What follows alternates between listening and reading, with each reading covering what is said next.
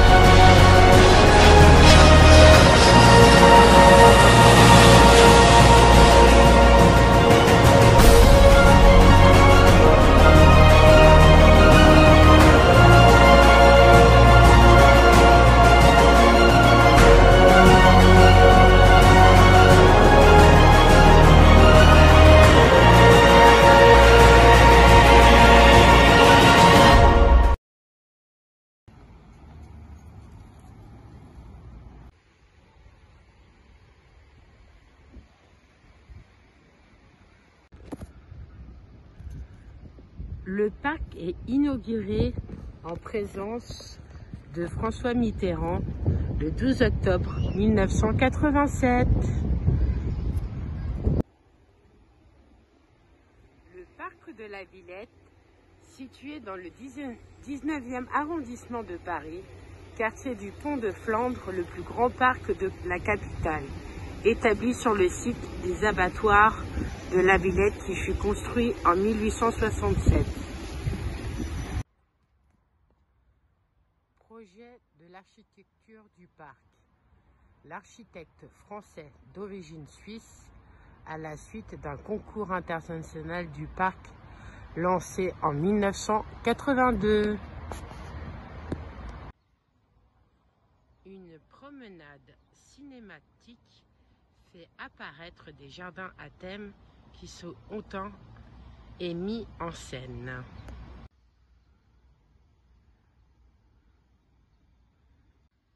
Une galerie rectiligne ouverte du toit au nord au sud.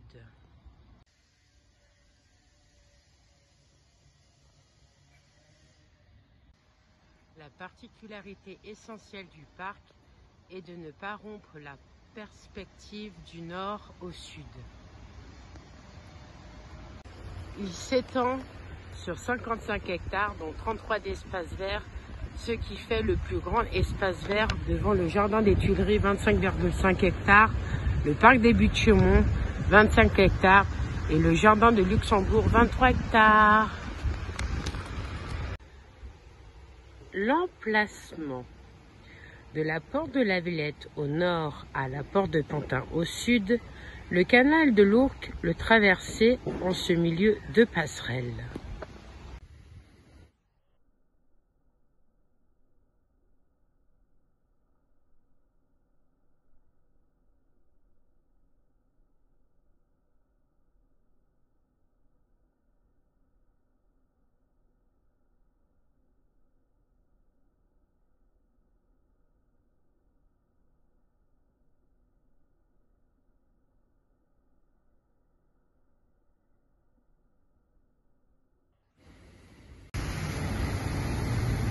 Sur la décision de Napoléon III et le préfet Haussmann est détruit en 1974.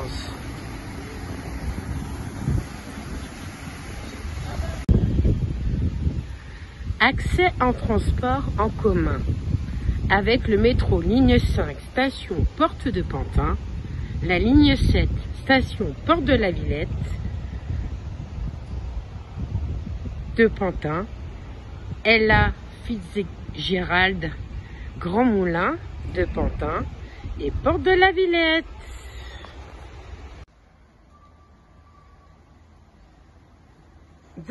Deux passerelles piétonnes enjambent le canal et font la liaison entre le nord et le sud depuis 2008. Un pont flottant, mobile et installé en été à mi-chemin entre ces deux passerelles et facilite le passage des promeneurs, des cyclistes et des personnes à mobilité réduite.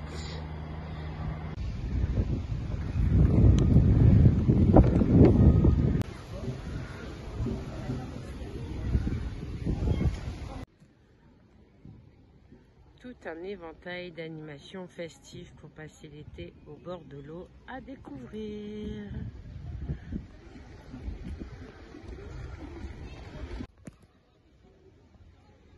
Il relie Paris à la Seine-Saint-Denis, place à la magie de l'eau, au bal, au spectacle et au street art.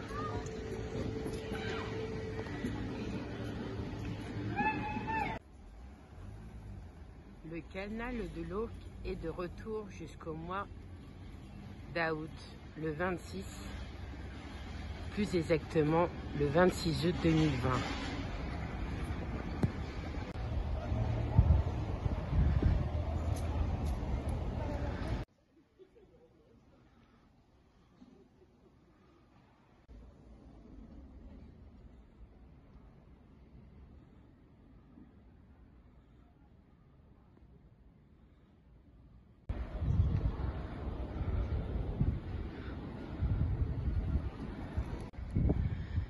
« 8 hectares de pelouse accessibles au public et 3 hectares de jardin. »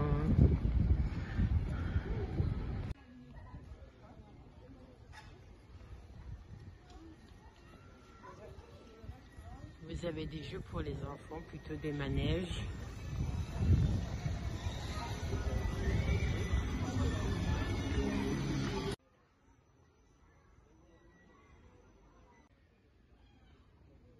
Le parc de la Villette s'étend sur 55 hectares, dont 16 hectares de surface verte sur 35 hectares non bâtis.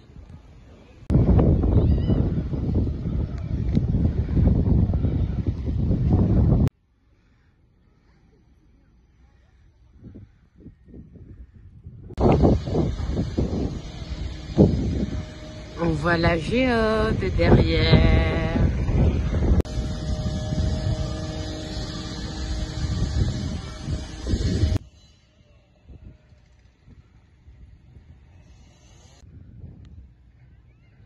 Le parc est fortement ponctué par une trame systématique d'édifices rouges appelés folies. L'été du canal, c'est son 13e anniversaire.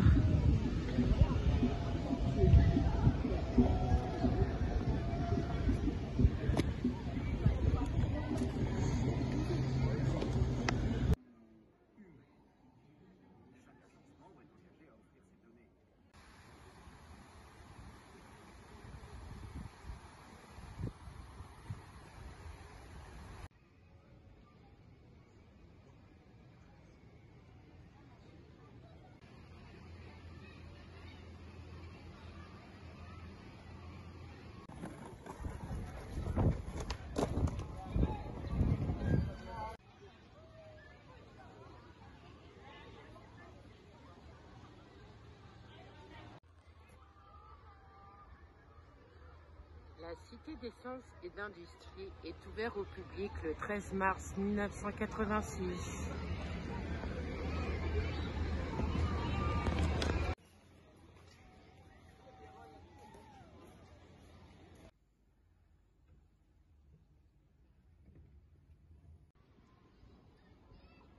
La Cité des Sciences et de l'Industrie.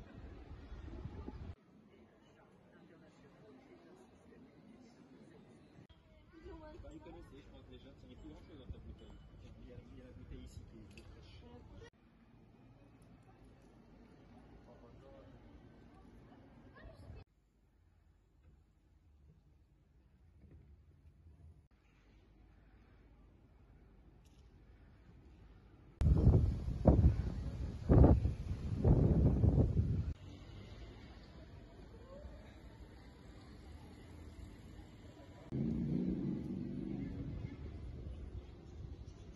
On engage pas avec le pain. On engage pas avec le pain fromage.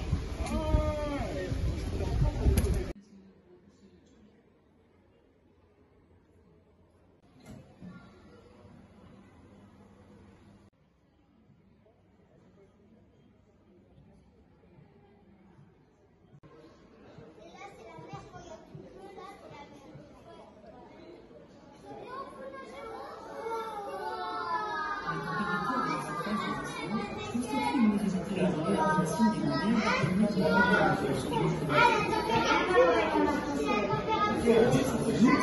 mesures couvrent l'ensemble. Les bureaux de préfecture sont des indications.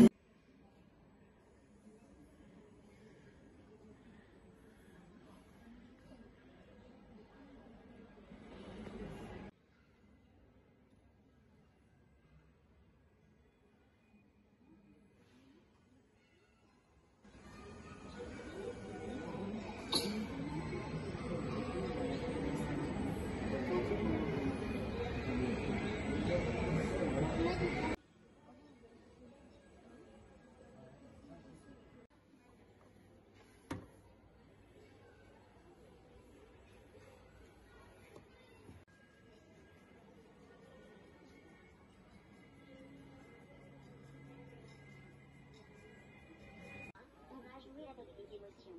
Mon nom est Pepper, mais tu le sais peut-être déjà. Et ce que j'aime le plus, c'est regarder ton visage. Déjà parce qu'il est très beau, mais surtout parce que je peux y détecter tes émotions. C'est très utile pour comprendre ce que tu me dis et savoir si tu passes un bon moment avec moi.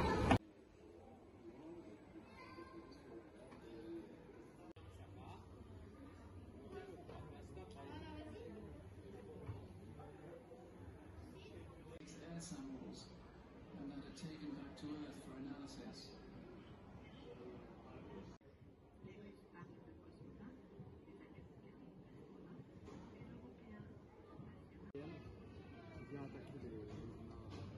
Il est trop fort.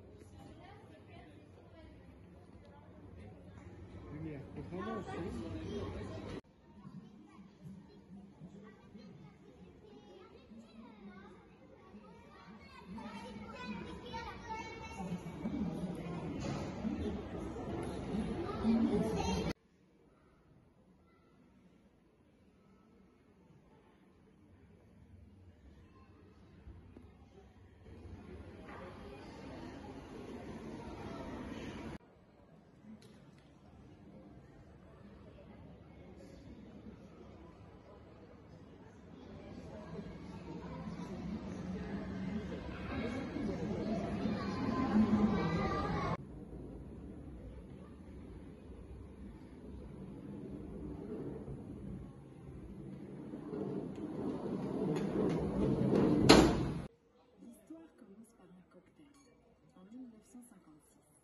et la rencontre de deux ingénieurs américains, Joseph Engelberger et George Devon.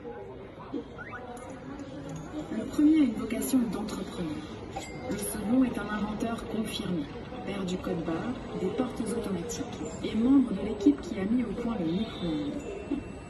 Engelberger raconte sa passion pour les romans de science-fiction d'Isaac Asimov, pendant que Devol parle du brevet d'un bras articulé industriel rudimentaire, déposé 2 ans auparavant, en 1954. On ignore ce que se sont précisément dit les deux hommes pendant ce cocktail. Peut-être ont-ils évoqué l'origine du mot « robot », d'après le mot tchèque « robota », qui signifie « travail ou corvée », inventé par Karel Čapek en 1921, dans la pièce Russian Universal Robots. Il n'est pas impossible qu'il soit remonté aux origines, c'est-à-dire à l'Antiquité grecque et à Aristote, qui est le premier à avoir défini une machine comme étant tout ce qui nous aide à vaincre la nature dans notre propre intérêt. Savait-il que le premier automate attesté est une machine volante baptisée pigeon volant par Archytas, philosophe, mathématicien et stratège grec né vers 435 avant notre ère?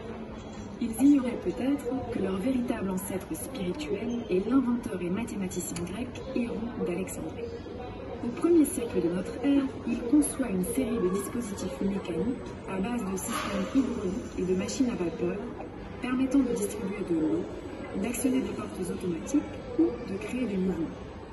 Héron d'Alexandrie a également été le créateur d'une soi-disant machine parlante pour vendre les oracles, qui était en réalité la première escroquerie mécanique connue. Mais c'était aussi la première tentative pour doter un appareil mécanique de caractéristiques proprement humaines. On retrouvera ce désir de faire ressembler la machine à du vivant à la Renaissance, chez Léonard de Vinci, et à partir du XVIIe siècle, dans les poupées japonaises de l'ère Edo, qui peuvent servir le thé ou tirer à l'arc. dans le canard de veau conçu qui peut boire, se nourrir et même déféquer, ou encore dans les automates de l'horloger suisse Pierre Jacquet Droz. Et dans la lignée des ronds d'Alexandrie, certains ne purent s'empêcher de créer de faux automates, comme Wolfgang von Kempelen, qui prétendit avoir créé une machine à jouer aux échecs, qui en réalité cachait un nain dans un compartiment secret. En parallèle à toutes ces créations, les moyens de produire de l'énergie motrice ne cessèrent de se perfectionner au cours des siècles, avec les moulins à vent, première machine autonome capable de se positionner automatiquement face au vent, et les machines à vapeur, dont la machine de Watt et son fameux régulateur à boules capable de contrôler automatiquement leur vitesse de rotation. 2 siècles plus tard, en 1948, l'invention de la cybernétique par Norbert Wiener pose les bases de la régulation numérique des machines, qui préfigure le croisement entre machines mécaniques et technologie de l'information. En 1956, donc, tous les ingrédients d'une révolution sont réunis. Et il suffit d'une rencontre entre 2 ingénieurs talentueux et férus de roulements d'anticipation pour que naissent les premiers robots véritables.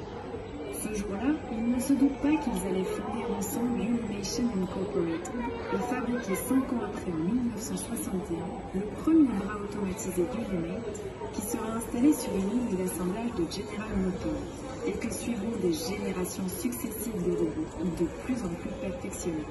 De l'autre côté de l'Atlantique, en France, la régie Renault deviendra pionnière en robotisation et fabriquera des robots industriels jusque dans les années 80. Le commissariat à l'énergie atomique développera dans les années 70, sous l'impulsion de Jean Vertu, les premiers bras téléopérés pour la manipulation en milieu irradié, et au CNRS, Georges Giralt initiera le programme robotique et intelligence artificielle du laboratoire d'analyse et d'architecture des systèmes de Toulouse, qui lui vaudra le prix international Joseph Engelberger en 1997. On ignore ce que se sont précisément dit Engelberger et Devol lors de leur première rencontre en 1956, mais l'histoire retiendra que ce sont eux, ce jour-là, qui fondèrent la robotique.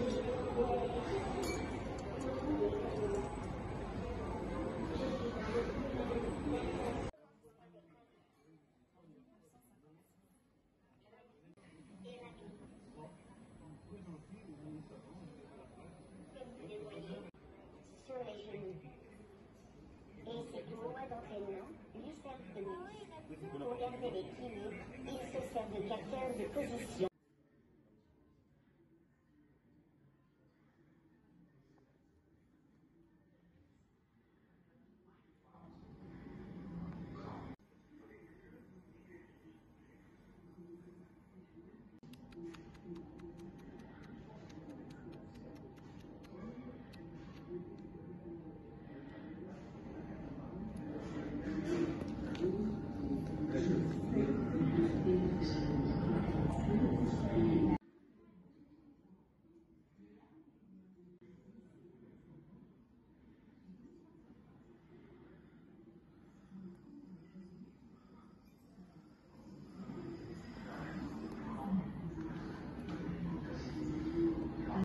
Surrounding the nucleus, there's a number of specialized components of the cell can be observed. On this level, chemical reactions are constantly being produced, like in a factory. From the moment it is born until it dies, the cell manufactures and breaks down molecules in a process that very much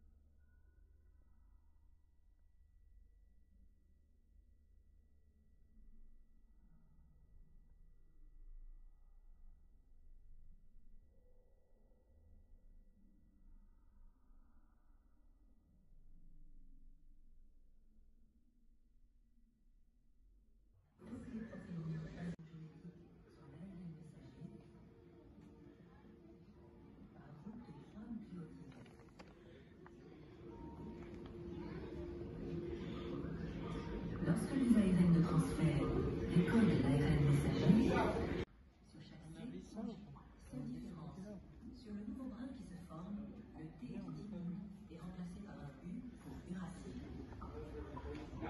Ainsi, par complémentarité, se crée un nouveau brin. C'est l'ARN messager.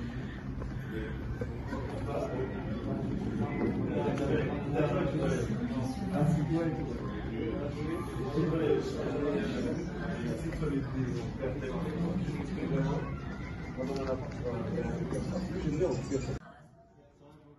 l'ADN.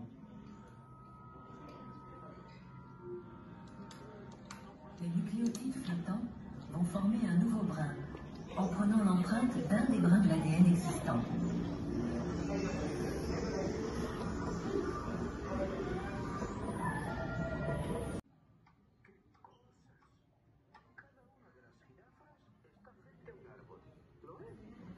Van a estirar el cuello para comer. Ahora me toca a mí exponer mi teoría. A mí me parece que las diferencias de las jirafas son fruto del azar.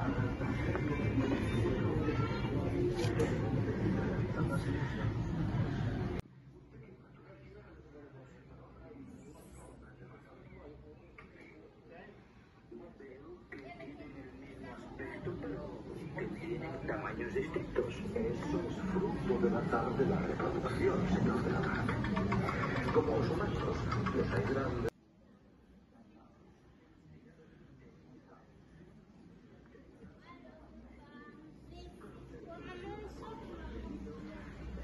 Las jirafas tuvieron que estirar el cuello para llegar a las copas de los árboles a poder alimentarse.